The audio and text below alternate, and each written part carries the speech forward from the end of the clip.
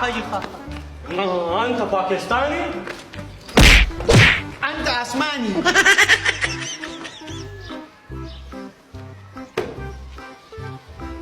काटा سر دې په کوټه سراپا سمور ته وایا مال غوړه پراټا او کټه او کاټا کاټا دا د دیو بو کار نه دی زما دا پورې نیر وته راتړو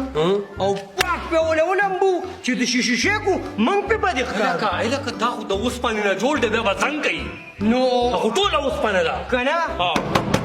ای شاباسي تورګه باندې کا ډنګ خو کوي